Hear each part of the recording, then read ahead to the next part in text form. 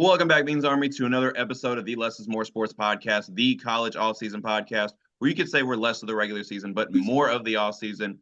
Wow, bro, it's been so long since we hopped on this show that, I almost forgot how to do the intro, but glad to be back. We got a lot of topics today to talk about today. Well, they're the Butcher King. They're the Word Vomit King. All right, little rusty, here to shake off the rust, but to regain my footing, I'm going to take it to Matt. I'm going to let Matt take shit. Damn, this is hard. Matt, you want to talk, since it's been a while since we've been on the show you want to talk about everything that's been going on in the IU offseason. So I'm going to let you just have this first segment and just take it away. Yeah, thanks, Les.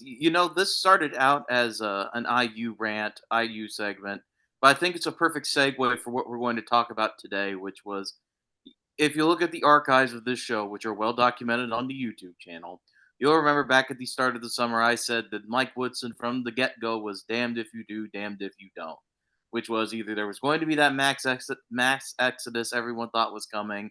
They were gonna go 9-26 or something, be worse than Louisville, yada yada. And now they've added Omar Ballo, they've added Luke Goody, they've added Rice, they've added Carlisle, and they could add Langdon Hatton from Bellarmine and Bryson Tucker as well, from who's a freshman.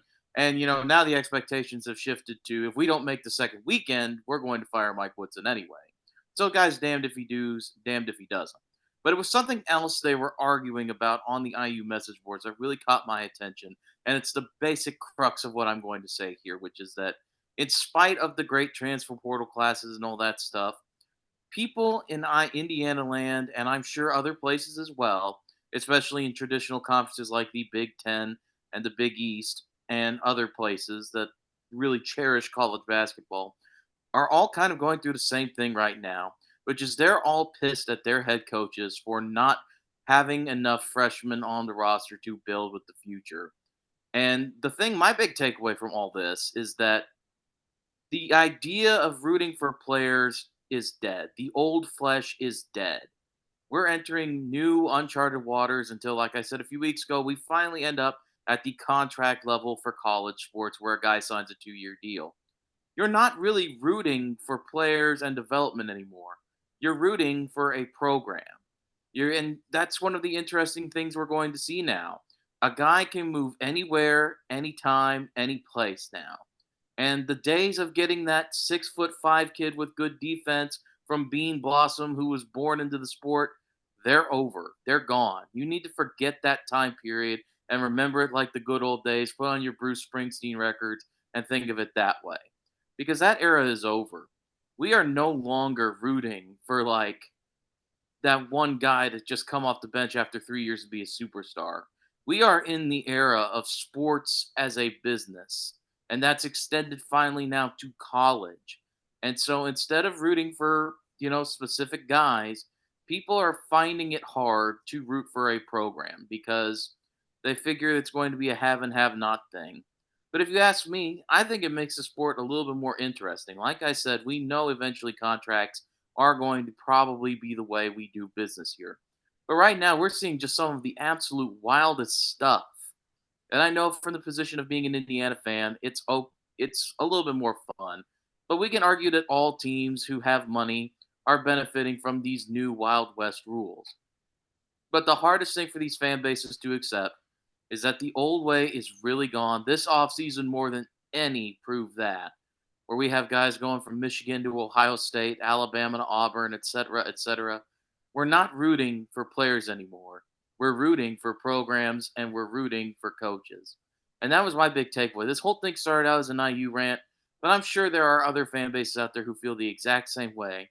And I'm just here to tell you, like we've been saying from the very beginning of this podcast, that the old ways are done. This is the new way. It's going to take some adjusting, but you'll be fine.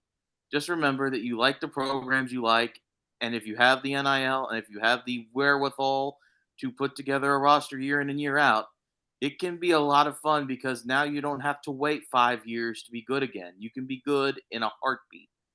And I think we're seeing that with Indiana. And when we talk about Kentucky and Louisville and so many other teams later in the show, we're going to talk about that too. And I think, honestly, it's one of the most exciting times to be invested in college sports because we are in such an unprecedented time that won't last very long. And I think we just need to sit back, enjoy the strangeness of it all while it happens.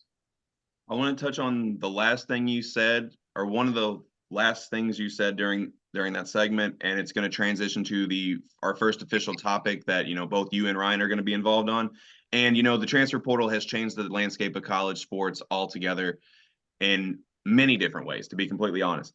But one thing that we're seeing more this year that we've seen maybe in years past is players transferring between rival teams.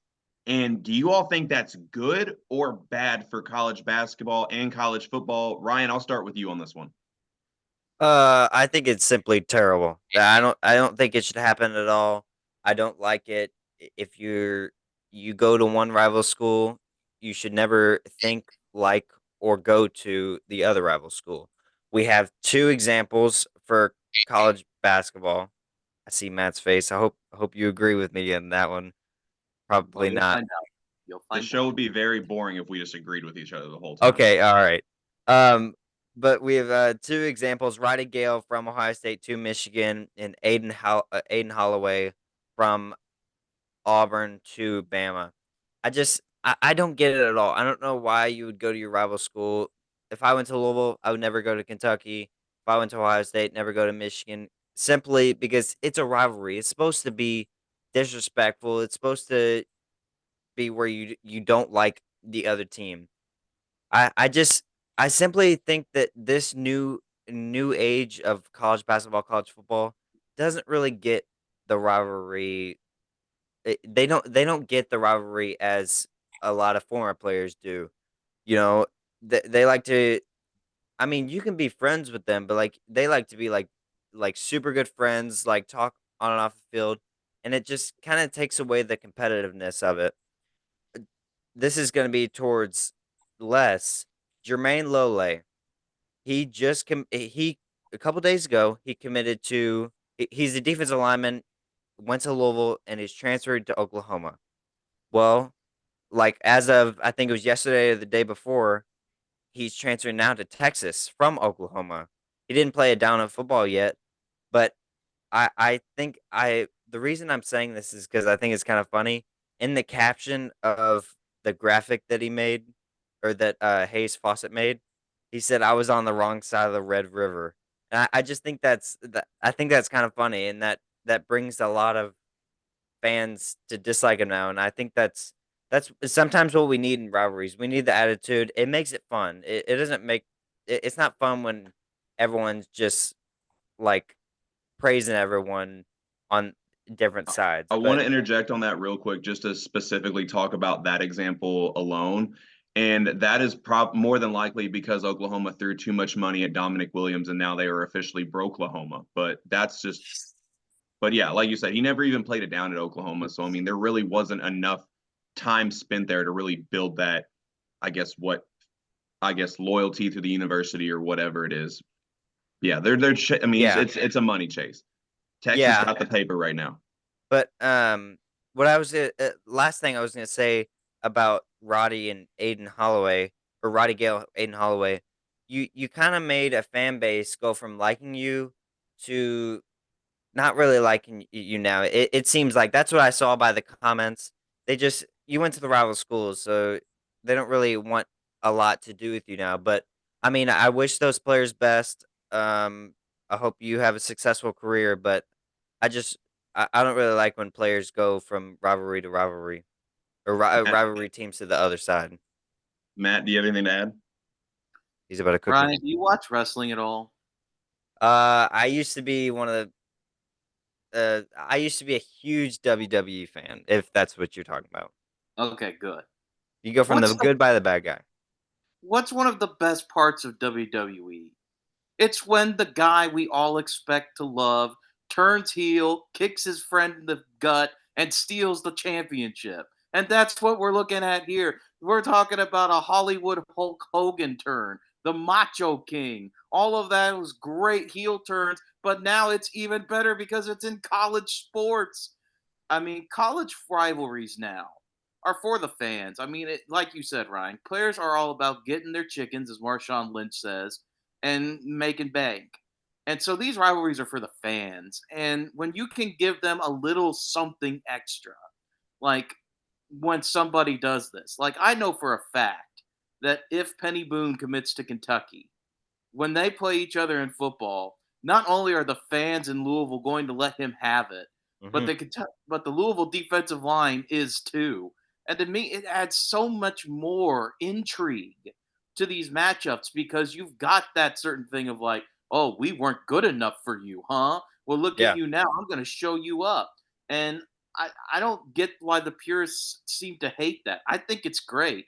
I think anytime because everyone complains it's all about the money now. So anytime you can inject that passion, inject that pure adrenaline, inject that hatred into a rivalry, it's a great thing because it just makes the environments that much more electric and it makes you have a heel. You've taken a heel turn and people love to hate the heel, especially a monster heel.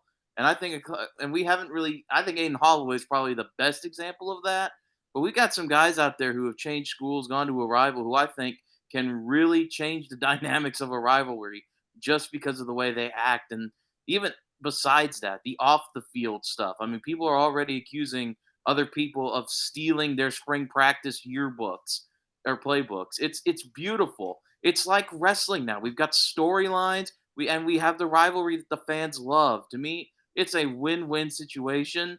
And I even if like Malik Renew decides right now that he's going to go to Purdue, I would hate it, but it would make that Indiana Purdue game even more interesting. And Yeah, that's that's what part of I'm saying. and that's what makes our lives more interesting. So I think when people say that they don't really like it, I think it's just the concept of it because in principle, I mean, it's absolutely beautiful. Like Jim Cornette could not write storylines this good. Jim Ross could not write a storyline this good. We're not going to talk about the head of the company. He's evil. But I just love how we're injecting a little bit of the melodrama of a thing like wrestling into our college sports when people say it's dying in fandom and it's all about the money. Because it's just beautiful when you can get something like this and watch the adrenaline get shot back into a fan base. I think both of you all made some very good points. I am on the side that I like it personally because I think, like Matt said, I think this makes it even more interesting. And I want to point out when Matt said that the purists are complaining about that it's all about the money now. Dumbass, it's always been about the money. Now it's just out there in the open. Like, I don't know. Like, Matt, you and I have been on this show we were talking before the show. We don't even know how long we've been doing this show 3 or 4 together. years. 3 or 4 years, one of the two.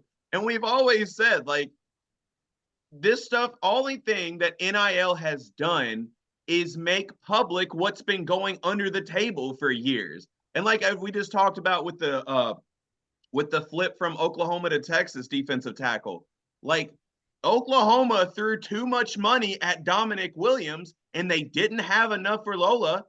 And now he's wearing burnt orange. And now he's on the right side of the Red River rivalry. And now Oklahoma's Broklahoma. At the end of the day, that's what that is. And as a Texas fan, I'm eating that shit up, dude. Like, this is entertaining. And of course, and to be fair, probably next year it'll happen like for the other way around. And I'll probably will be like, well, damn, could have used that guy, but it is what it is. At the end of the day, for me, players got to do what's best for them. It's a business decision, and it always has been. Like, at the end of the day, people want to talk about loyalty. I'm a Duke and Texas fan through and through. None of those players got any loyalty to me, and nor should they. None of them pay my bills. I don't pay theirs. Why the hell they gotta listen to what I gotta say? That's just how I feel about that. I literally just have a podcast because me and two of my buddies enjoy talking about everything going on in the off season. I have no control over anything these guys do, nor should I. They'd be fucked, low key. Excuse my language. Yeah, I Everyone's was just going gonna say, I was just, that was hilarious. I was just gonna say that I do when they do transfer, I like how it becomes more competitive. Like we want to go at you, we want to see what you got, and maybe you made the right decision. And I do But want to address one thing you did say, Ryan, because it's a very popular talking point about how the old heads talk about players today, how they're all buddy buddy, they don't like hate each other like they used to. Well, the reason I'm not saying that narrative is wrong, and mhm, I'm not here to tell anyone that their opinions are wrong. But where I guess disagree with that logic is when I played ball, there was nobody I wanted to beat more than my friends. Like when yeah, I played in the AU circuit and all that, and I saw my friend lined up on the other team, bro, I'm trying to dog you. I'm trying to dust you, bro. You ain't about to beat me today. What are we talking about? Because I mean, if some random dude that I don't know or care about beats me, it don't hit the same as if your homeboy beats you. Then you got to hear about it till the next time you play. And there ain't yeah, no letting that shit go. That'd be like, yeah. Ryan, there's a reason why you dusted your dad in Madden like that. Like, would it hold the same merit if you just dusted some random on Xbox Live? Like, probably not. But you got your lick back from your dad. It hits different. And speaking of that, at the end of that, I wasn't kneeling the ball. I was trying to score. I was trying to hit 100. I didn't do it, Exactly. but close enough. 97-7. 97-7. I'd be proud of that too. But anyways, going from players transferring to rival teams, and we're kind of going to come full circle. The transfer portal is officially closed. So, from a college basketball standpoint, who do you all think has the best portal class? And Matt, I'll start with you on this one. Oh Lord, this is a tough question. It's a tough You had question 3 weeks to think about it, dude. I was on vacation for like 1.5 of those, and it's still difficult because I was working like 60 hours for like all of them. yeah, but you could think about it while you were driving. I was trying to focus on not tripping over a Indianimals rock. can't drive. Like, that's what I'm What? thinking about. FedEx was kind of owning less for a little bit. Yeah, FedEx Yeah, was owning me for a while. No, FedEx has owned me for 11 years. What are we talking about? this I podcast is sold my sponsored soul by to the FedEx. Purple Promise a long time ago. Oh my god, the Purple Promise. Oh man. Well, there are two ways we can analyze this question, which is who got the best players, which would just be like, oh, your Indianas, Omar Ball, your Kansases going out and getting everybody under the sun. But there's another way to look at this question too, which is who was in the worst position when this whole thing started and had to absolutely start from scratch because that's what I'm looking at. And ironically, it's the other two area teams for us that I think actually came through at the last second and did the best they could, which is Louisville and Kentucky. I mean, I don't think it's unfair to say that, like, at the start of this, we were all kind of clowning Louisville for a bit. Didn't get their first choice, didn't get their second choice. They end up with Pat Kelsey. He does a press conference, which some people say is corny. We're not going to say who, but I they didn't say pulled it. corny, I said unoriginal. Okay, Just so we're clear. unoriginally, I believe you, Les. But then they come out of You nowhere and have to believe me. There's video proof. oh yeah, that is right. That's right. Oh my god. We're all a little bit off today, folks. But what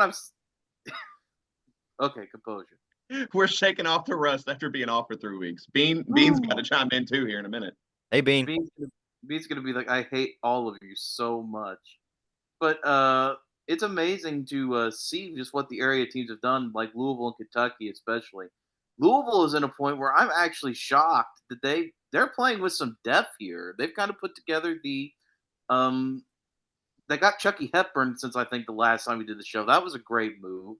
Mhm. They've gotten Terrence Edwards, who I was very high about the Sun Belt Player of the Year, and they went out and they got a couple dudes, especially James Scott, who I think is actually the prize of that Charleston group that came over with Kelsey. I think if he develops the way I think he can, he's going to be an all defensive team, possibly defensive player of the year in the ACC going forward.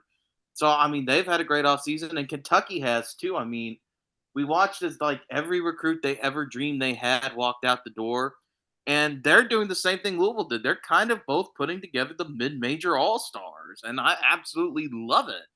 I mean, you've got Amari Williams over at Kentucky. You've got Colin Chandler. I mean, BYU's not a mid-major anymore, but they've put together quite a roster too. And what I really like about Kentucky is how they've done it with like a lot of defensive guys. It's almost weird to see the two different coaches approach. Louisville's added a lot of offensively skilled dudes. Kentucky's added a lot of defensive guys, and Kobe Brea, who can hit a timely three. It's interesting to watch these two new coaches who were put in like unfavorable positions come through and get the guys they need to succeed. And actually, I think Louisville runs about 8 players deep in my estimation. They've got those two guys, Ali Khalifa being one of them, on the red shirt list for next season. So they've got a couple guys stored away. They've got at least, I think, 8 guys who can play right now. Kentucky is getting there. They just stole a recruit from South Carolina who's a freshman from Harlan County. They're getting there. They're both getting there. So there are two, like I said, the two ways you can look at this question are who went out and got the most star power. But I'm actually interested to see how two coaches who were put in unfavorable positions by not by their own fault and new jobs are putting together rosters on the fly. And it's very intriguing to watch because, like I said, I see two different directions forming for both U of L and UK here. So, I mean, I've had a lot of fun with that. So I'm going to say those two have done a really great job when it comes to mining the portal because they're local, they have the most interesting backstories, and it's not just about getting the number one guy in the portal. It's about building a team with a core that can get you to the NCAA tournament in your first year, and that's what those two guys have done. Ron, who's the best transfer portal class to you in college basketball? I completely agree with Matt and what he said. I'm gonna go with two different teams. He's already covered both of them, but I think that Indiana had the best portal class. Or I'm not the only one to say this because everyone says this, but quality over quantity. I like that a lot. The quantity or the quality of players that they got is better than seven okay guys. They got some. They got four really pretty good guys. They got Umar Ballo, Carlisle. They got what's his Goody, name? Yeah, Luke Goody, who I liked watching at Illinois. He just seemed like he did a lot of things well. He hustled a lot. I like that. And then they got I haven't. Miles Rice. Yeah, Miles Rice. Yeah, I think that's a really good class. And then my other team is Arkansas. Or sorry, back to Indiana. They're losing Khalil Ware. They're putting Umar Ballo in a spot. I think that's very good. They got their guy. They got their need. It has it. Does Xavier Johnson have still eligibility? I No, know he's he's been in not. college for. Xavier Johnson graduated All right, okay. I know he's been in college for like 20 years. Yeah. yes, yeah. I didn't want to say, it, but yeah. Um, but yeah, on to Arkansas. I I like what Coach Cal's doing, and I think he will succeed. They got Big Z. They got John L. Davis, who I'm very high on from FAU. I think he was one of the best players in the portal. They also got Jonas Adu from Tennessee, and it was funny since Coach Cal went to Arkansas. I was like, ooh, I think it would be funny for Kentucky fans if Coach Cal won a national championship there. I don't know. I just think it would be funny. But when they hired Kenny Payne, I was like, nope, roll that out of there. I do not want them to win a national championship because it would reflect on us and it Back would to be the rivalries. terrible. I love it. I love it. So, I mean, I don't know. I think it I think it will go well for Coach Cal. He's getting some Kentucky players. Like he also got Adu Thiero. Uh, they did lose a good amount in the portal class. Like they lost Khalif Battle. They lost Kenyon Minfield or something like that. But yeah, I think those two teams really did well. Also Kansas, but Yeah. Matt already kind of covered them. I think those two teams really did well and got their needs in the portal, and they could have successful years this year. So I think we're all in agreement with the mindset of uh, quality over quantity. So with the teams that I picked as the best transfer portal classes, it's not that they landed a lot of transfers, but they added a couple guys that take an already good roster and make it great. And I gotta say, first and foremost, because I dogged these dudes all last year, but I got to give hella props to Kansas. I hated on them all last year, called them overrated, this, that, and whatever. And now them and Alabama have damn near assembled super teams out here. I mean, you want to call them the Avengers, the Justice League. I mean, go deep into the nerd books to come up with names of these rosters. Kansas, they already got, DeJuan Harris, KJ Adams, and Hunter Dickinson coming back. They land Zeke Mayo and AJ Storr from the portal, and then they got freshman Flory Badunga coming in, and bro, they are loaded. They loaded. And also, my hot take though for Kansas is that for them to reach its peak, that Dickinson is going to need to come off the bench, and that Badunga is going to have to start at the 5. Because I think he is more well versatile on defense, and I think he adds that another dimension that puts him over the top. And as for Bama, they got huge news that Grant Nelson and Mark Sears are coming back. Well, now they got another, I don't even know if you call this a portal or, we got 10 minutes left. We got to hurry through these. I don't even know if you call this a portal or a recruiting swap, but they got another very good recruit in LeBaron Philon opening up his recruitment and coming to Alabama. And then, of course, we already talked about Aiden Holloway, who I've called the best shooter in his class. And don't sleep on Cliff Omiori coming in. That's true. Yeah, and Cliff Omiori. Yeah, that's right. I was getting there. But, yeah, Bama and Kansas have assembled the Avengers, the Justice League. Hell, I mean, the big 3 at this point, whatever you want to call them. All right, we got about 10 minutes, so let's rush through these next couple topics. Of course, one of the biggest, we're going to switch to college football, and one of the biggest stories in college football outside of the college football 25 game reveal is that Reggie Bush gets his Heisman back. Matt, thoughts? What can I say? I mean, there's a whole segment of me ranting at the NCAA incoherently because they made a stupid decision. And one of the big things that you can do as a company is reverse a stupid decision. It proves that you realize when you've made a mistake and you can be the bigger person. And I applaud the NCAA for going back and looking at the books, realizing they made a mistake, especially in the face of the way we are now, and rectifying that mistake and error. And it's a good thing. We need to be more honest as a society when we need to go back and rectify things that we have previously effed up. And so my kudos to the NCAA for finally realizing, oh man, we goofed, and giving a guy who had a stellar season and a stellar college football career his flowers back. He deserves it. Brian, I'm pretty sure you're probably in agreement, so we're going to go ahead and switch up to the next topic because Matt talked about Louisville in his best transfer portal classes. I want a Louisville fan's opinion on the team that Pat Kelsey has assembled. I really like it. We're getting some solid. He said mid-major players, which I completely agree with. I don't expect a lot from this coming year. We just need to improve from Kenny Payne. We need to get more than 8 wins or more than 12 wins in 2 years. But I think it's really solid what we're putting together. We need to have good team chemistry. We got to have good guys that will play with each other. The addition to Chucky Hepburn, Terrence Edwards, I think those are very good. I don't expect a lot, but I am excited for the future. I may have said Pat Kelsey had an unoriginal press conference, but he's put together a pretty original roster. And, I think this roster could win at least 20 wins year one, and which, if you're a Louisville fan and you win 12 games the last 2 years, I'm pretty sure they take that 100 times out of 100 easily. Moving on to the last segment of the day, we're going to talk about a little, I guess, modern-ish rivalry, a little SEC rivalry that's been sparked by a coaching change. And we're going to talk about the Kentucky versus Arkansas roster rebuilds. Who is winning that battle? Matt, I'll start with you. I just took down the things. I mean, at this point right now, I praise Kentucky. I praise what Mark Pope has done. But you can't look at Arkansas's roster right now and be like, yeah, they're not slightly better.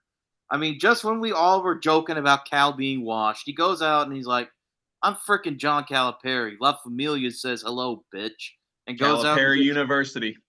And goes out and gets John L. Davis. He got Big Z to come over right away. Like Brian said, he's got a do there from Tennessee. And that Adu Thiero move just blew my mind because everyone on these message boards on the Trilly Donovan feeds, on everything, had been telling me that Aduthiero hates John Calipari so vehemently that he will never be in the same room with him again, and he transfers to be part of the rebuild at the new program. And it's like we said, I know I praised quality and quantity a second ago, but I mean, you got to look at those four guys and admit that even that those four guys are high quality dudes. And you get throwing all the guys they've got coming in. We don't know who else they're going to get. There are still some prizes to be won. I wouldn't be surprised if we saw Norchad Omier head there. You never know what to expect from Cal. And I think Kentucky's roster will be fine long term. They're definitely going to be in the tournament. But Calipari is in win now mode to prove he's still John Calipari. And so at this point, I got to be honest and go with the Arkansas Razorbacks. Ryan, who you got? I'm choosing Arkansas. I just think their team, um, the way they assembled players in their transfer portal, I think it's a little bit better. I've already covered them, but I want to cover Kentucky. Mark Pope has really surprised me of what he is putting together. Kobe Bria, very good player. Otega Owe, I think he's a very solid player. Lamont Butler, and some solid players all around. Um, that they lost all of their recruiting guys, which that sucks. But I think they will be still very solid. And Pope is a Kentucky guy. He know what Kentucky ball is about, and I think they will be pretty solid. They lost their legendary head coach, but they will still be solid this year. I want to clarify something, and this is kind of where I stand on this whole ordeal. And Matt, you and I were on the same page about this. Kentucky fans have to ask themselves which is better, having aspirations for Final Fours and championships, but losing in the first round from time to time, or hardly losing in the first round, but peaking in the Sweet 16 or Elite Eight. Mark Pope is a good coach. Don't get me wrong, that much we agree on. But I look at the roster he's built this year, and I see a Sweet 16 team, which isn't bad year one. But the problem is, I can see Kentucky fans so excited to not be losing in the first round that they get complacent with peaking here. We're seeing it right now with the buzz around these commitments. I remember when Calipari first got to Kentucky, and then the John Wall commitment happened, that one in particular, and the buzz around that was absolutely crazy. It was. And now I look at Kentucky, and they went from being excited about guys like John Wall and Anthony Davis to being excited about Kobe Bria and Amari Williams. And that's no shade. They're good players, but there's levels to this. And there's definitely levels to Calipari University, hence my name. People wanted to bash it on Twitter, whatever, but it's a real thing. And that is my whole takeaway from this Kentucky, Arkansas modern beef that is going on social media. That is my biggest takeaway. And the amazing thing about this, oh, sorry, Ryan. You can go ahead. You can go We're ahead. not in school, Ryan. You don't have to raise your hand. I know. I just wanted to He get is this still out in school. before I get cut off by the timer. I just wanted. I You didn't. won't. I didn't I want the promise. timer to beat me again. The amazing thing about all this to me is that we're talking about Kentucky and Arkansas all the time, but it's like we said, Alabama's a super team. If Alabama doesn't win the SEC, I will be pretty shocked. And Tennessee, Auburn, Texas, Oklahoma, all pretty good programs. These two teams may actually end up in the middle of that conference compared to some of the other teams we're talking about. And that just blows my mind. It seems like these two are head and shoulders of the most popular teams when they may end up in that middle tier because they're adjusting to so much change. And now, Ryan, go. Sorry, but You're good. I love doing this. But I just want to go back to that Reggie Bush topic. Wasn't born yet, so sorry, lesson, Matt. But I'm Why? just kidding. What do you think? Why off weren't you now. born earlier? I'm going to have to talk to your dad about that one. I don't know, but I don't think that he should have got the Heisman back way earlier. Maybe not even taken away in the first place. But um, Johnny Manziel was like, "Yeah, I'm not going to attend the Heisman thing until he Yes. gets it back." Well, Big I part mean, of that. Johnny Manziel and that oil money. That's right. that I wouldn't if Johnny Manziel didn't attend it. I wouldn't. You wouldn't find me crying about it. But um, I'm glad to see. I'm glad to see he got his Heisman back, and the NCAA actually made a big man choice and gave it back. Well, Bean Okay, we started to got get upset, so I think it's time to wrap this show up. As always, like and subscribe to the Less is More Sports YouTube and Spotify channel. Be sure to follow the social media pages on Facebook, Twitter, and Threads. That's at Less is More Sports. And I'm going to end this show the correct way because y'all knew it was coming. Good luck scoring on Duke basketball next year. We don't have a player on the roster under 6'5". And shout out to Sion James for the latest commitment. Oh my God. That is all. Don't. Langdon Hey, Hatton, welcome to you're lucky Indiana. I didn't make a whole podcast about this. That's what all your mini segments are for, right? Are you gonna miss Jeremy Roach? Yes. How much? I mean, nostalgic wise, a lot. But then He's again, going. we gonna have teams in weak side hell next year with Cooper Flagg, Sion James, and Kaman Malowich. Primer's gonna hit him. He's got a picture of Roach like that Wolverine meme. He's holding it tight right now. Goodbye, everybody. Goodbye.